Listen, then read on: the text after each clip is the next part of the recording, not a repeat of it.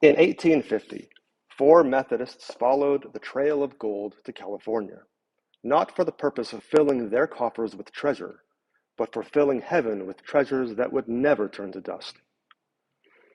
Edward Bannister was a Methodist preacher, passionate about helping young children fulfill their spiritual callings. When Isaac Owens traveled west, according to Rockwell Hunt, he was told, "You will be the honored instrument in laying the foundation of the Methodist system of preaching the gospel in that distant field where, by grace, its achievements will be glorious in bringing many sons of God to glory." A third missionary, the radical street preacher William Taylor, was spoken of by the first president of Stanford University, David Starr Jordan, as the most prominent evangelical reformer of his day, a great force for good in San Francisco.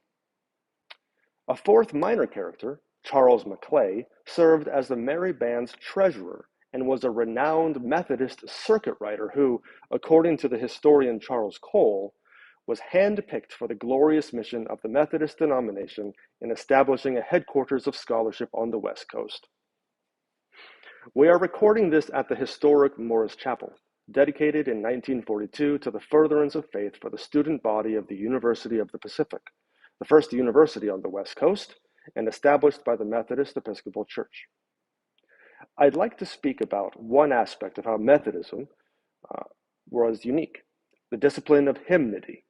According to hymnist John Wesley, hymns are experimental and practical divinity. Prior to hymns, most congregations practiced lined-out songs, a form of call and response similar to chants commonly sung in Orthodox traditions, or the reliance on a cantor who would lead the congregation in traditional psalmody, as opposed to the Wesleyan practice of hymnody. James Stephen recognized 6 innovations of Wesleyan hymnody. Hymns could be sung anywhere. They didn't require a parish church or instrumentation. They were easy to sing for the musically illiterate, but easy to improvise for the musically literate. They were physical, a somatic worship calling for movement of the body using sensational meters inspiring feet and hands into rhythm. They transformed popular melodies into sacred experiences. They integrated personal and plural subjectivity by using the pronouns I and we. And finally, they were songs in an intensely devotional style. All of these were innovations from the then present forms of worship, and today remain unique. According to Stephen Marini, hymns were the primary definer of religious beliefs during the 18th and 19th centuries. The hymnal and Bible were the only books all evangelicals shared.